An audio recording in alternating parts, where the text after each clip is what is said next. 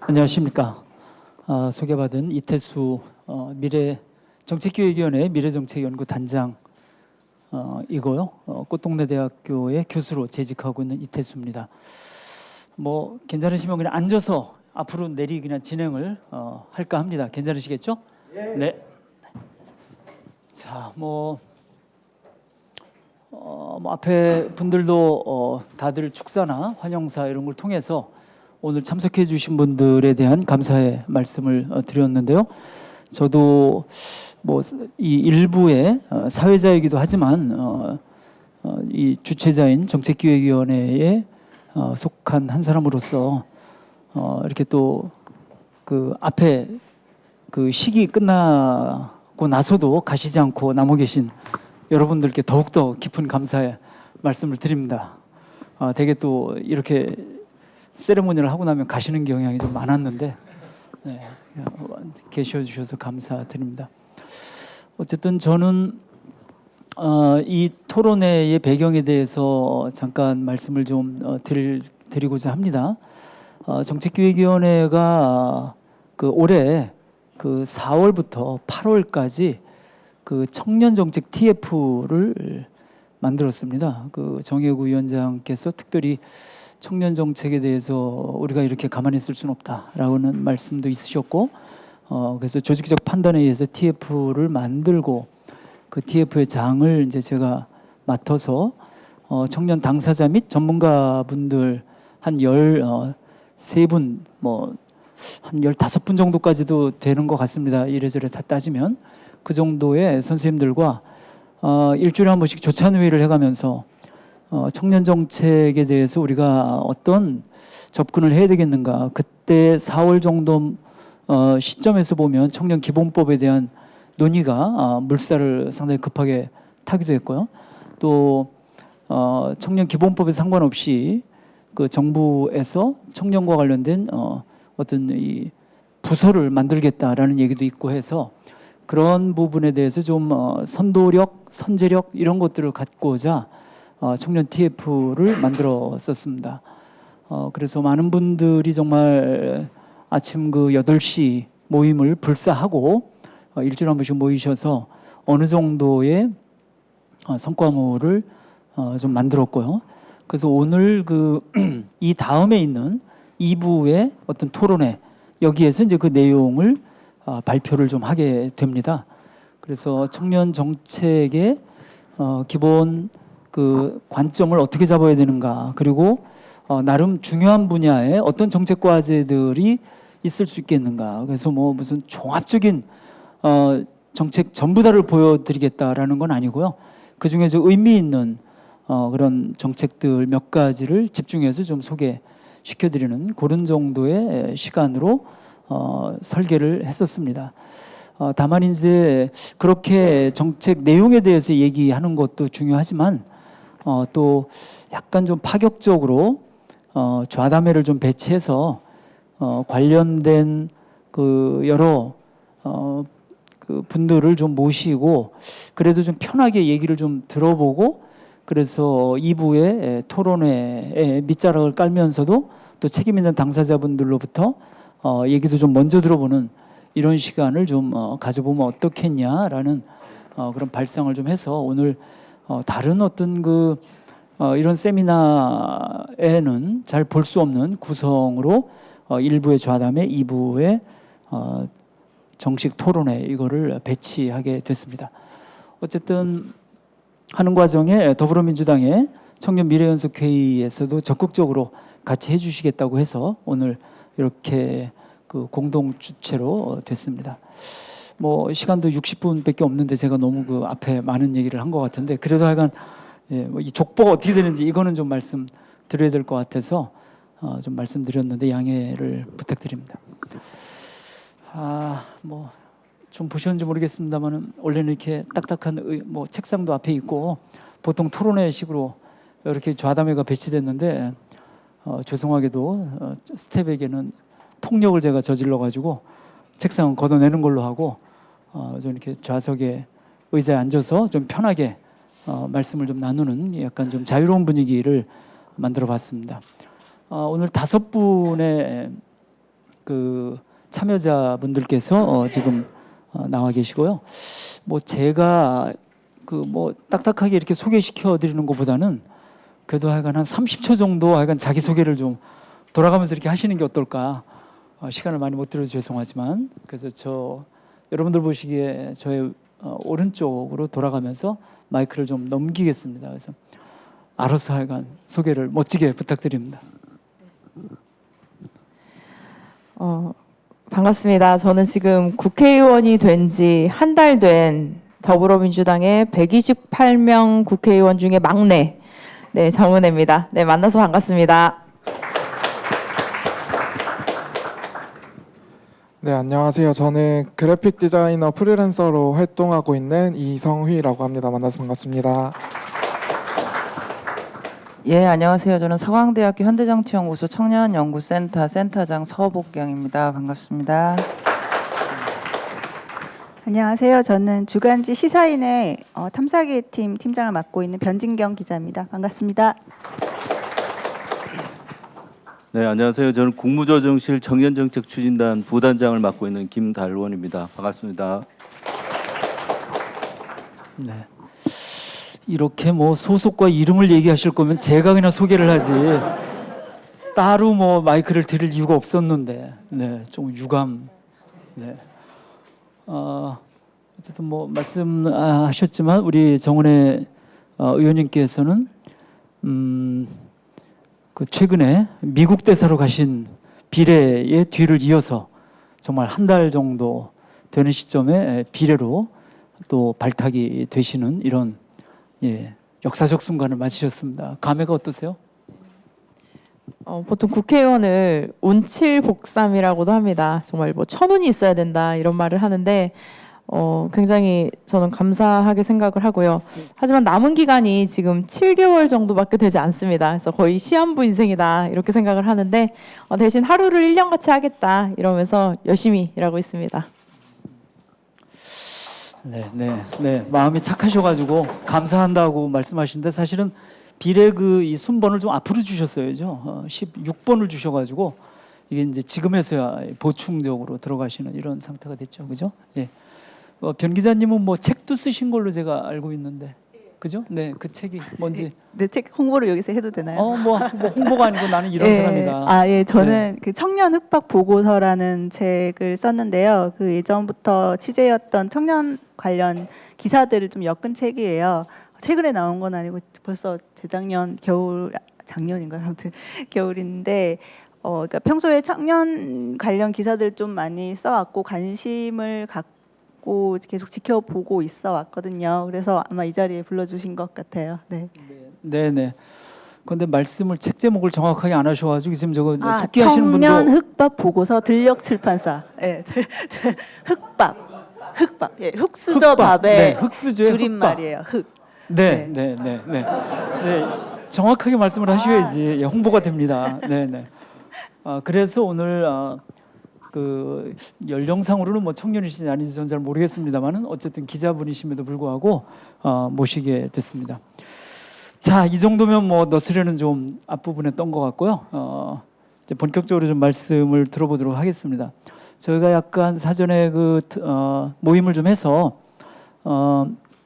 우선 이성휘 그 프리랜서께서 청년 당사자로서 뭐 하여간 요즘 어떤 그 소회를 가지고 계신지 이런 얘기를 좀 드러내시는 걸로 시작을 하기로 했습니다. 그래서 청년이 본 청년의 문제 이 부분에 대해서 한번 말씀을 들어보도록 그렇게 하죠. 첫 번째니까 뭐 박수로 우선 뜨겁게 예. 안녕하세요. 오늘 첫 번째 대담자여서 굉장히 이제 부담스러운데요. 어쨌든 저의 이야기 그리고 제 주변의 이야기를 오늘 조금 같이 해보면 좋지 않을까 생각하면서 왔습니다. 저는 이제 대학을 중퇴를 했고요. 중퇴하고 이제 고졸이고 그리고 직장인이 아니라 이제 프리랜서로 그래픽 디자이너 활동을 하고 있습니다. 이제 대학을 나오지 않아서 당연히 비전공자 디자이너이고요. 비전공자 디자이너로 일을 시작한 지는 저는 한 6년 정도 되었습니다. 약간 대학을 중퇴하고 그리고 사회에서 학사가 없는 상태로 일을 시작한다는 게 어떤 의미인지도 잘 모른 채 일을 시작했는데요. 그게 22살이었던 것 같고 그때 이제 한 사회적 기업에서 일을 하게 되었습니다. 근데 이제 거기서 일을 하다 보니까 그것이 이제 칭찬이든 혹은 이제 좋지 않은 평가이든 간에 다 대학을 나오지 않아서로 말이 시작되었던 것 같아요. 대학을 나오지 않아서 모르나 본데 아니면 대학 나오지 않아서 좀 괜찮은 것 같은데 라는 이야기들이 되게 많았습니다. 그러다 보니까 이런 말들을 들을 때마다 사회에 나오려면 마치 이제 운전을 하려면 이제 운전면허증이 필요한 것처럼 이제 사회에 나오려면 대학 졸업증 하나는 있어야 되는 것처럼 느껴지기도 했습니다. 디자인 할 때도 그렇게 크게 다르지 않았는데요. 이제 비전공자인데 너무 비싼 거 아니냐 아니면 비전공자라서 좀 말이 안 통하는 것 같다라는 이야기가 대화 속에 되게 난무한 채로 저와의 대화를 하기도 했습니다. 프리랜서라는 말이 조금 이제 되게 멋있게 소구되는 편이 있는데요. 저는 노동의 형태가 다를 뿐이지 사실 다른 게 없다. 그냥 똑같은 노동자이다라고 이야기하고 싶습니다. 사실 모든 프리랜서가 전현무처럼 돈을 잘 벌 수 없는데요. 그래서 프리랜서의 평균 임금은 월 최저임금도 못 미치는 상황입니다. 어쨌든 정책은 시민의 삶을 반영해야 된다고 생각하는데요. 앞서 말씀드린 저의 삶이나 제 주변의 삶을 반영한 정책은 어디에 있는지 물어보고 싶습니다. 말씀드리지만 저는 고졸이자 비전공자 프리랜서 디자이너입니다. 그 말은 곧 언론이 조명하거나 아니면 정부가 집중하거나 국회가 말하는 청년이 아니라는 뜻인데요. 이번 정부에서도 다양한 청년 정책이 시도되고 있는 걸로 알고 있습니다. 여러 가지 간접 지원과 구직활동 지원금과 같은 직접 지원까지 있는데요. 저는 청년의 한 사람으로서 매우 중요하다고 생각하고 응원하고 반기고 있습니다. 저는 그것이 분명한 성과라고 생각하고요. 그런데 고졸이나 비전공자 프리랜서 디자이너는 어디로 가야 하는지 또 물어보고 싶습니다. 기조의 변화는 물론 반갑지만 그런 정책들로만 이제 저의 삶이나 아니면 제 주변의 삶, 뭐 프리랜서, 비진학 청년들을 포괄할 수는 없는 것 같습니다. 저는 변화의 방향이나 아니면 새로운 좌표를 설정한다는 것에 좌표 지점은 전 분명하다고 생각하는데요. 이제 저를 포함한 청년들의 삶이 곤란해진 이유는 뭐 일자리의 문제도 있을 것 같고요. 경제 불황도 있을 것 같지만 제가 제일 크게 생각하는 건 가치관의 변화를 인정하지 않고 그 변화를 확인하지 않음에서 온다고 생각합니다. 청년 정책의 새로운 좌표 설정과 변화의 시작은 기성세대가 청년들의 변화된 가치관을 편의대로 해석하지 않고 있는 그대로 인정하고 존중해주면서 과거의 시스템을 함께 바꿔줄 수 있을 때 가능할 것 같은데요. 저는 자기 편의대로 그리고 국회 편의대로 가져다 붙이는 청년이 아니라 언론 편의대로 청년을 해석하는 게 아니라 청년이 있는 그대로 존중받을 수 있는 사회가 되었으면 좋겠습니다. 저 역시도 좋은 때가 된 것 같은데요. 이제 기존에 재단되어진 청년이 아니라 다양한 청년들의 삶을 받아들일 때가 된 것 같고 그 때가 제도권에 온 것 같다고 생각합니다. 요즘 10대들 사이에서 유명한 드라마 이야기로 조금 발언을 마무리해 보려고 하는데요.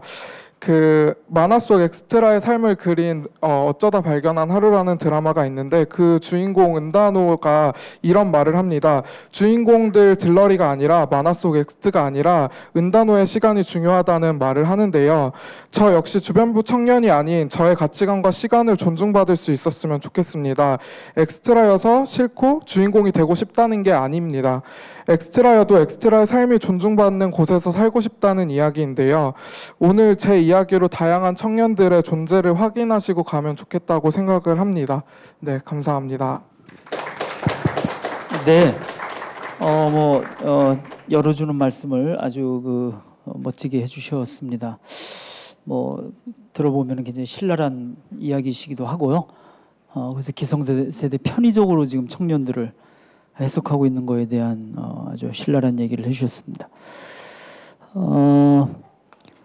이러한 이제 하나의 청년 당사자 본인께서는 정치나 정책에서 지금 초점을 맞추고 있는 그런 대상은 본인은 아니다. 사각지대에 있다. 이렇게 얘기를 하셨는데 실제로 사각지대에 있는지 아닌지는 이따가 김달원 그 부단장님께서 얘기하시는 가운데 조금 더 확인될 수 있을 것 같고요. 어쨌든 하나의 그 프리랜서로서 아니면은 대졸의 학력을 갖지 않은 이런 그 삶의 청년의 모습에 대한 이야기를 풀어주셨는데, 어쨌든 흑밥 보고서를 쓰신 기자님께서 보시기에 이런 사례나 아니면 또 좀 더 일반적으로 청년들이 겪고 있는 그런 문제의 좀 다양한 사례 뭐 이런 부분에 대해서도 좀 소개해 주시면 어떨까 싶어서 마이크를 변 기자님께 넘기려고 합니다. 예, 저는 이제 제가 취재하면서 만난 청년들 이야기로 지금 청년들의 현실을 좀 얘기하고자 하는데요. 사실 그것도 지금 이미 좀 몇 년 됐죠. 제가 그 청년 흑박 보고서라는 기사를 처음 쓴 거는 2017년이었어요. 그러니까 벌써 거의 2년도 더 지났는데, 그때만 해도 2년이면 좀 짧다면 짧고 길다면 긴 기간인데, 그때만 해도 사실 청년들의 밥이라는 게 지금만큼도 거의 사회적 의제가 전혀 되지 않은 상태였거든요. 그 식사에 대한 문제는 뭐 어린이들, 결식 아동이라던가 뭐 빈곤 노인 이런 사람들에게만 지원을 해야 된다라는 게 사회적 인식이었고, 그러니까 저도 저희 회사에서 이제 제가 이런 기사를 쓰겠다고 발제를 했을 때 되게 의아해하는 분위기였어요. 사실 그 사회 문제에 관심이 많은 다른 기자들도 청년들이 이 밥을 왜? 걔들이 어떤 밥을 먹길래?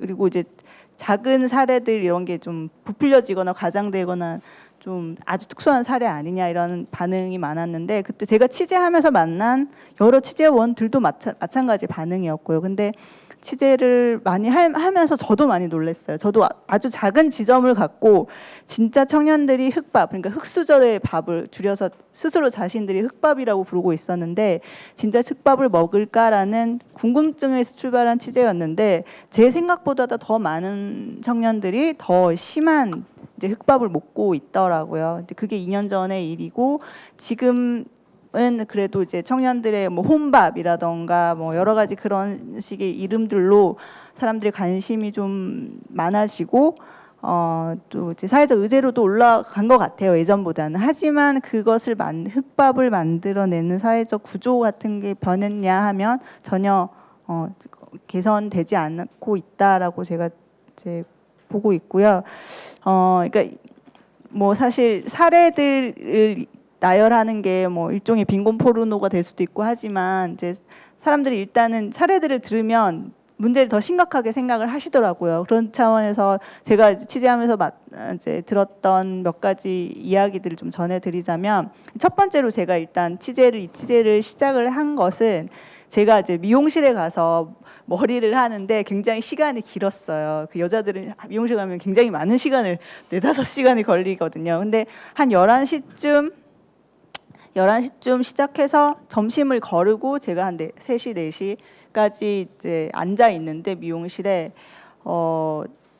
점심은 제가 이제 거를 생각을 하고 갔죠. 저 같은 경우는 끝나고 맛있게 먹어야지 하는데, 저의 머리를 만져주는 그 보조 선생님, 그러니까 사실 거의 20대 초반 혹은 19, 20 정도 된 보조 선생님께서는 뭐 제 머리를 말리거나 감기거나 그런 선생님이신데, 그 선생님이 저한테 손님 너무 배고프시겠어요. 밥 어떻게 드시려고. 그러니까 너무 배고프시겠어요. 저를 걱정하는 거예요. 근데 제가 들어왔을 때부터 그분을 계속 봐왔지만 그분도 뭔가 하나도 드시지 않은 상태였단 말이에요.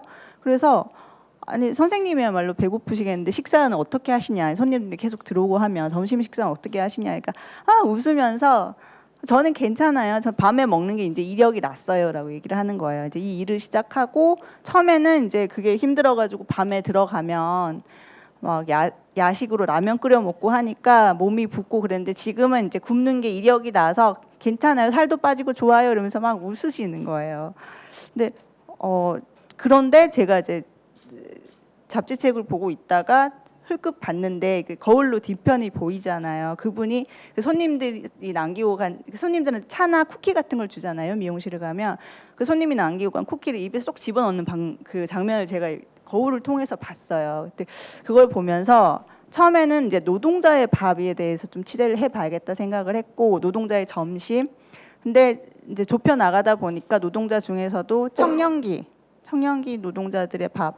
제가 좀 이제 기억 속에 남았던 것이 이제 구유역 김군 사건들 다들 기억하시죠? 그게 2016년 5월에 일어난 사건인데 거기 김군의 그 유품이 이제 사진으로 전해졌잖아요. 그때 여러 가지 유품들 중에서 많은 사람들이 이제 시선이 많이 머물렀던 것이 컵라면이잖아요. 컵라면하고 나무젓가락하고. 근데 저는 그거하고도 이제 연결이 돼서 취재를 시작을 했는데요. 그 컵라면이라는 것이 사실 우리가 평소에 먹으면 아주 맛있게 먹을 수도 있고 좋은 음식이 될 수는 있지만 항상 가방에 그걸 넣고 다닌다는 것은 내가 언제 어디서 밥을 먹을 줄 모른다는 그 삶의 불확실성 같은 거거든요. 근데 그게 지금 청년의 삶을 보여주는 것이 아닌가라는 생각이 들어서 그래서 취재를 시작하게 됐고요. 이제 취재를 하면서 좀 가장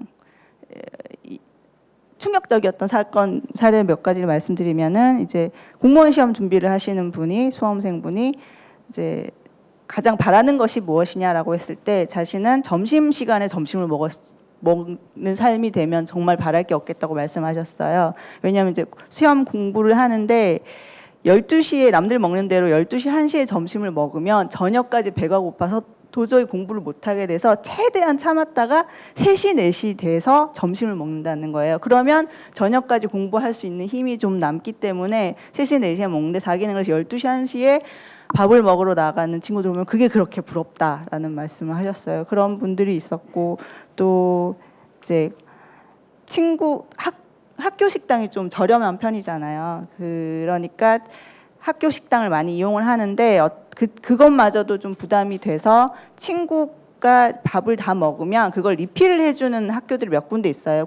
이제 국립대 같은 경우에 이제 밥이나 반찬을 한 번을 리필을 해주는데 그러면 그 친구 옆에 앉았다가 그 친구가 다 먹으면 그 빈 식판을 그 학교 식당에 들고 가서 한 번 리필을 받아서 먹고 그런 친구들이 있더라고요. 그런데 아주 일부 근데 그런 분들이 딱 보기에 굉장히 뭐 빈곤층이냐 드러나냐 그렇지 않거든요. 일반 아주 평범해 보이는 청년들이고 어릴 때부터 뭐 빈곤 가정에서 꼭 자랐느냐 하면 꼭 그런 문제는 아니더라고요. 청년기에 겪는 여러 가지 특수성 때문에 그런 문제가 생긴 건데 이제 제가 또 취재하면서 가장 마음이 아팠던 것은 뭐냐면 그런 문제에 대해서 청년들이 의식은 하고 있어요. 의식을 하고 인식하고 슬퍼는 하고 있지만 이것을 이제 분노한다거나 어떤 해결 방안을 기대하는 모습 같은 것이 전혀 없었어요. 그래서 그 아주 짙은 정서가 포기와 체념이에요. 지금 어쩔 수 없다.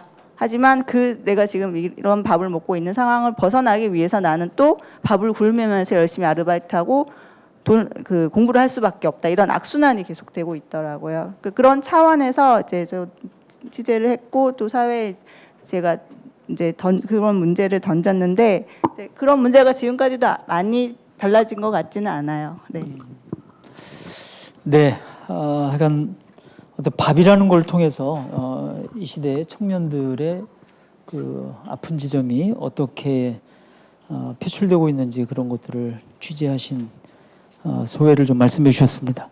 아까 저희가 사전 모의를 할 때 전체적으로 60분이기 때문에 한 분 앞에 한 10분 정도의 시간밖에 없다 이렇게 말씀하셨는데 변 기자께서는 거의 10분을 지금 다 쓰신 거 아닌가 이런 네 걱정이 좀 됩니다. 하여간 그 뒤에 하실 얘기가 또 좀 있으시기 때문에 짤막짤막하게 말씀해 주시면 좋을 것 같습니다. 서복경 청년정책센터에 그 일을 하고 계시는 것에서 청년의 뭔가 엄청난 전문가로 이렇게 자타가 공인되는 그런 분이십니다만은 그럼 서복경 박사님 뭐 두 분의 말씀을 듣고 그래도 이런 부분에 대해서 어떤 또 소회가 좀 드셨는지 말씀해 주시면 좋겠습니다. 예, 제가 전문가는 아니고요. 그러니까 제가 청년 정책을 처음 그러니까 접하게 된 게 제가 있는 연구소에서 하는 이제 정책 과정 연구를 했습니다. 근데 2012년에 저희 연구 주제가 그 청년 정책이었어요. 그래서 이제 제가 국내 청년 정책을 하는 단체를 찾아가 보자. 그래서 청년 유니온을 무턱대고 그 당시 지금 이제 서울시 청년청의 청장하고 계시는 김연경 청장님을 무턱대고 전화를 했어요. 가서 내가 이러이러한 연구자인데 당신들이 뭘 하고 싶은지 인터뷰를 좀 하자라고 해서 인터뷰를 했어요. 그랬는데 제가 처음에 이제 그 김연경 청장님을 2012년에 인터뷰하면서 처음 받은 느낌이 되게 충격적이었는데 그게 딴 데서 충격적인 게 아니라 굉장히 쿨하더라고요. 그러니까 말하는 내용은 이것도 문제고 저것도 문제고 대한민국에서 살기 너무 힘들다는 얘기를 아주 건조한 얘기로 하시더라고요. 그래서 제가 야, 이 엄청난 얘기를 저렇게 쿨하게 하다니 했는데 그 뒤로 이제 제가 청년 정책을 우리나라뿐만 아니라 다른 나라도 공부를 하면서 나중에 알게 됐습니다. 이게 하나는 지금 대한민국이 청년 정책을 고민하는 게 대한민국만의 문제가 아니라는 것을 알게 됐고요. 그러니까 특히 2008년 글로벌 금융위기가 오고 나서 유럽, 미국, 일본, 호주 전 세계가 우리가 지금 당면한 청년 문제가 이게 일시적인 라이프 사이클의 문제가 아니라고 하는 거를 많은 나라가 그때 이제 각성을 합니다. 그래서 일련의 논의를 거쳐서 2013년에 유스 개런티가 유럽에서 이 유럽 유스 개런티가 만들어지는 거고요. 미국에서도 2013년에 그 패스웨이 포 유스라고 해서 그러니까 청년을 위한 정책을 중앙정부 차원에서 한 17개 부처가 모여가지고 이제 종합기획을 들어가고요. 그러니까 우리나라가 2004년 지방선거 이후에 중앙정부의 반응은 좀 늦었지만 지방정부들이 반응에 들어간 타이밍은 사실 그래서 굉장히 글로벌 트렌드에 묶여있는, 그러니까 특별히 대한민국이 빠르거나 독특해서 드러난 게 아니고 세계가 그때 움직였다. 그러니까 그겁니다. 아, 과거와 같은 전통적 접근으로 안 되는구나 이제. 이거는 다른 패키지가 필요하구나. 다른 접근이 필요하구나 라고 하는 걸 세계가 각성하던 시점에 우리도 같은 시간대를 살고 있는 거다는 거고요. 또 하나는 방금 성희님이 되게 중요한 얘기 해주셨는데 정책을 고민하기 전에 가치관의 변화를 좀 존중해달라라는 말씀이 저는 지금 청년 정책을 고민하는데 키워드가 돼야 된다고 생각을 합니다. 그러니까 한국에서 그러면 지금 왜 이렇게 청년 정책 문제를 고민을 하느냐라고 했을 때 저는 한국 사회가 전체적으로 정치, 경제, 사회, 문화 모든 면에 있어서 이 패러다임 시프트를 할 시대가 왔다. 때가 왔다는 거고 그 때하고 지금 청년 정책이 맞물리고 있다고 생각을 합니다. 지금 39세 미만인 분들은 대한민국이 민주화, 그러니까 민주주의 체제가 되고 난 이후에 적어도 학교를 들어가서 자란 분들이에요. 그러니까 이분들의 기억에는 적어도 초등학교 들어가가지고 국민교육 헌장을 외운다거나 뭐 운동장에 왕창 모여가지고 그걸 뭐라고 하죠? 그런 거 하셨어요, 성희님? 하면서 뭐 왼쪽으로 가, 오른쪽으로 가 하는 거 있잖아요. 예, 그 매스게임 같은 거, 뭐 집체체조 같은 거, 예, 이런 것들을 적어도 경험 세계에서 갖고 있지 않은 세대들이라는 거죠. 적어도 이제 여론조사나 이런 거를 해보면 지금 현재 이 20대, 30대들은 확실히 차이가 납니다. 인권 감수성이 40대 이상하고 기본적으로 다르고요. 그 다음에 개인 간의 배려와 존중이라고 얘기를 하는 것이 다릅니다. 일단 감성의 체계가 다르고요. 예컨대 집 하면은 40대 이상만 하더라도 집 하면 부동산입니다. 근데 지금 20대, 30대한테 집 하면은 주거예요, 그냥. 내가 살 주거의 문제로 바라봅니다. 그 다음에 일자리 이렇게 얘기를 하면 적어도 50대 이상 세대들한테 일자리 이렇게 얘기를 하면 그거는 나의 행복을 추구하는 공간이 아니죠.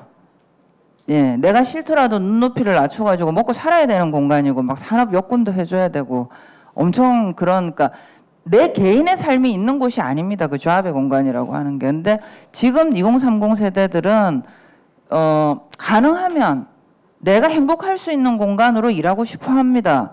그리고 왜 너는 눈높이를 낮춰가지고 당장이라도 들어갈 수 있는 직장을 안 들어가니라는 얘기를 할 때 당당하게 말할 수 있거든요. 그러니까 내가 좀 더 행복하고 좀 더 즐거운 데서 내가 좀 더 오래 내 삶을 같이 할 수 있는 직업을 갖고 싶다는데 그게 왜 문제인가요? 라고 말할 수 있는 게 지금 청년들이거든요. 그럼 저는 이 타이밍에서 대한민국의 패러다임을 바꾸는 어떤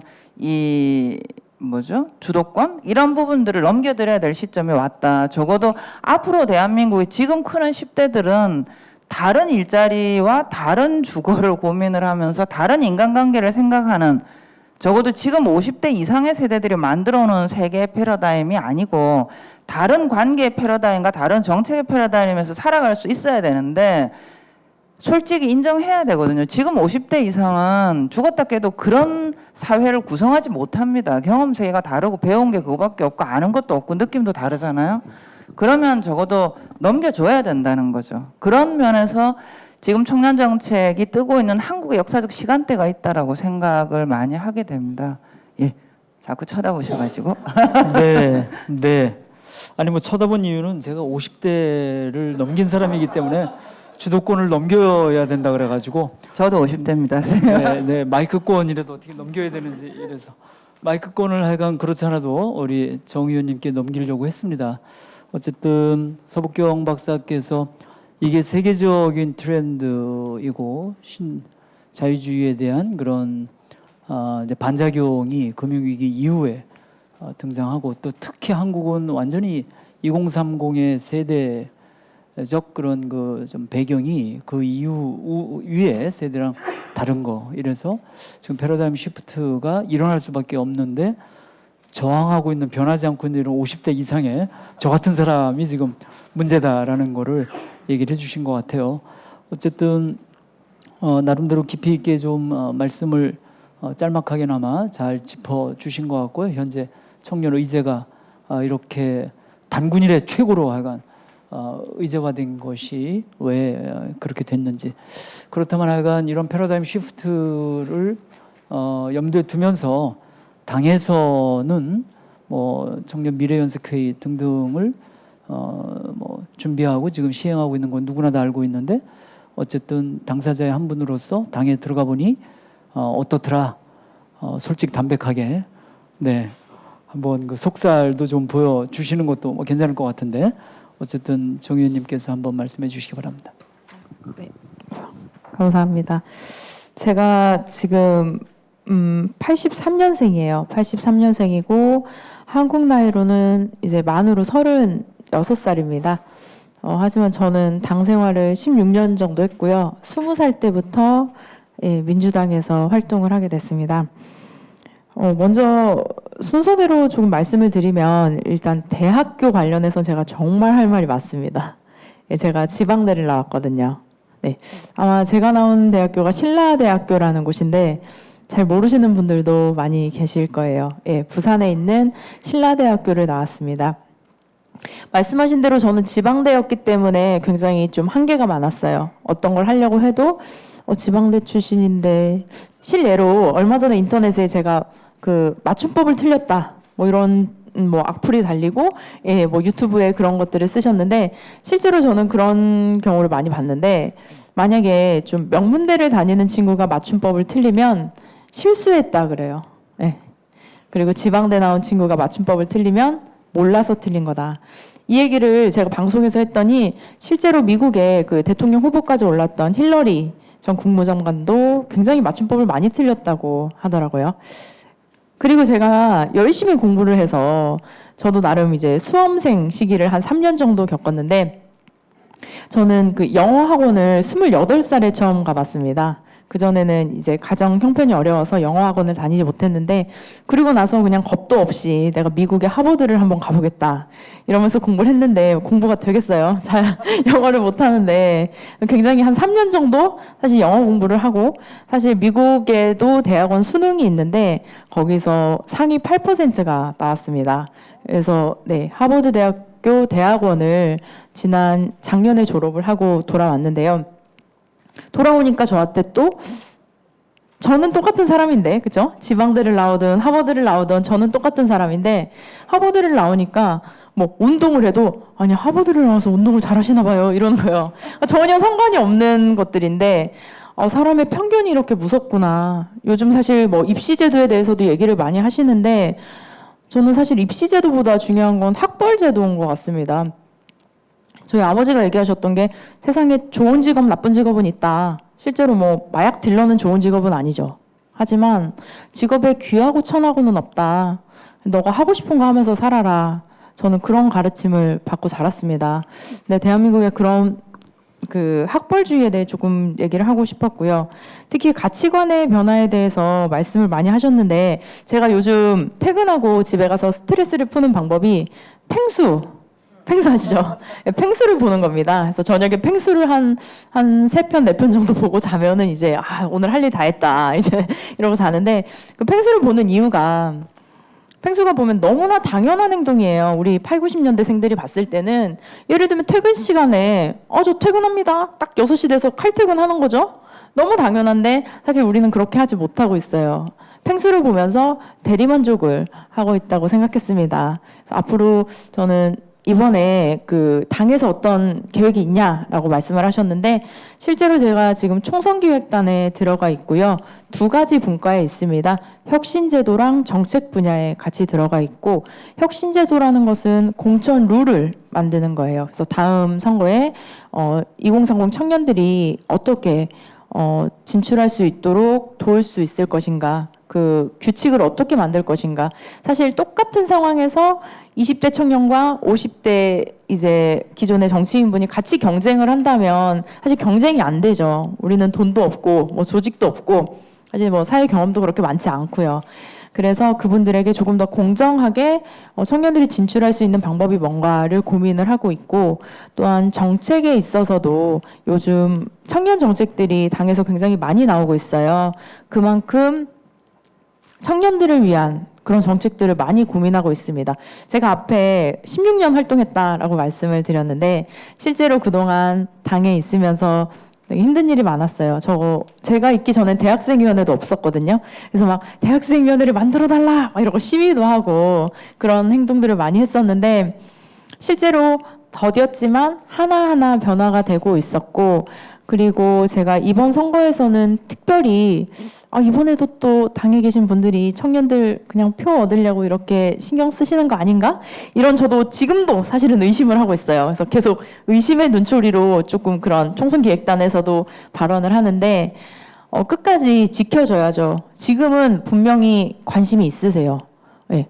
말씀하신 대로 가치관이 변하고 있고 청년들의 목소리가 많이 올라와 있습니다. 이런 상황에서 선거 때까지 또 선거 끝나고 나서도 청년분들이 지속적으로 좀 관심을 가져주시고 감시를 해야 돼요. 잘하고 있나 못하고 있나. 그래야지 그분들이 신경을 쓰십니다. 저 또한 당내에서도 지속적으로 그런 목소리를 낼 거고 여기 계신 분들 또한 같이 오늘 참여하셨던 분들 모두가 함께 공감하고 감시하는 역할을 함께 했으면 좋겠습니다. 네, 감사합니다. 네. 다른 분들한테는 박수를 안 치셨는데, 우리 정 의원님한테는 박수를. 어쨌든 뭐 여러 가지 그 얘기를 해주셨는데 저 개인적으로는 이 펭수가 꽂히네요. 제가 이 사회를 보려고 그랬는지 한 2주 전부터 저희 딸내미가 자꾸만 텔레에 무슨 이모티콘을 보내는데 이게 도대체 뭐냐. 그래서 나중에 보니까 그게 펭수라 그래가지고 그래서 제가 2주 전부터 그 펭수를 알게 됐는데 안 그랬으면 당황할 뻔했습니다. 이게 뭔 얘기하는 그런 건지. 예. 어쨌든 뭐 당의 지금 청년 정책과 관련된 뭐 여러 가지 얘기를 공식적인 얘기를 해주시기보다는 본인께서 살아오신 배경과 현재 당에서 하여간 그 청년 정책에 대한 나름 그 총선을 앞둔 여러 가지 흐름에 대해서 잠깐 얘기를 해주셨고 내용에 대해서까지는 뭐 얘기를 안 하셨는데 한번 조금 있다가 혹시 마이크가 한번 더 돌아가면 어떤 거를 고민하고 있는지 얘기해 주셨으면 좋겠습니다. 이제 아무래도 주목을 많이 받으실 수밖에 없는데 국무조정실에서 하여간 청년 정책을 실제로 기획 집행 하시는 책임을 원래 뭐 단장님이 진다고 생각을 하시겠지만 차관이시기 때문에 여러 가지 하실 일이 많으시고 부단장이신 이분께서 전체적으로 책임을 지고 또 지휘를 하실 거라서 우리 정부 쪽에서는 하여간 어떤 지금 준비를 하고 있고 무엇을 기억하고 계신지 부단장님의 입을 통해서 확인해 보도록 하겠습니다. 네, 청년 그 정책이 워낙 그 옛날부터 이렇게 법안부터 해서 정책들을 좀 많이 개선해 달라 이런 요구들이 워낙 많았습니다. 그래서 제가 이제 부단장이 되고 나서 다시 이렇게 보고 하니까 굉장히 어깨가 무겁고, 그런데 저는 이제 예전부터 저희가 이제 역대 정부가 청년 정책을 많이 했는데 또 문재인 정부에서도 사업들도 많이 했는데 여전히 체감도가 많이 낮지 않습니까? 그래서 그게 이제 정부 부처 입장에서는 최선을 다했다고 하지만 청년들의 목소리 수렴이 좀 부족했던 것 같다. 그래서 그런 청년들께서 특히 원하시는 게 이제 정책들은 사업은 많은데 컨트롤 타워가 없다는 거였습니다. 그래서 국무조정실에 총리실에 7월 30일자로 청년정책 추진단을 만들었거든요. 그래서 어떤 분들은 뭐 그런 걸 만드는 게 무슨 의미가 있냐 이러신 분도 있고, 또 어떤 분들은 그런 게 있어야 된다고 하신 분도 있어요. 왜냐하면 각 부처 정책 중에 청년이라고 이렇게 된 게 그렇게 많지도 않고 한꺼번에 볼 수도 없기 때문에 어쨌든 저희 추진단이 또 생겼고, 아시다시피 법안이 지금 거의 막바지에 도달해 있습니다. 그래서 이번 금요일 날 정무위 2차 소위 법안 소위를 하고 제가 예상컨대는 잘 될 거라 기대를 하고 있습니다. 여야 이게 청년기본법이 정부 입법이 아니라 여야 의원 입법으로 한국당 이명수 의원님 대표 발의로 해서 됐기 때문에 크게 큰 쟁점은 별로 안 남아 있기 때문에 잘 될 것 같고, 잘 된다면 12월 중에 국회 본회의 통과를 저는 기대를 하고 있고요. 그렇게 되면 저희 청년정책 추진단이 거기에 보면 국무총리 주재 그 청년정책 조정위원회를 만들고 그 사무국이 되는 겁니다. 저희 추진단이.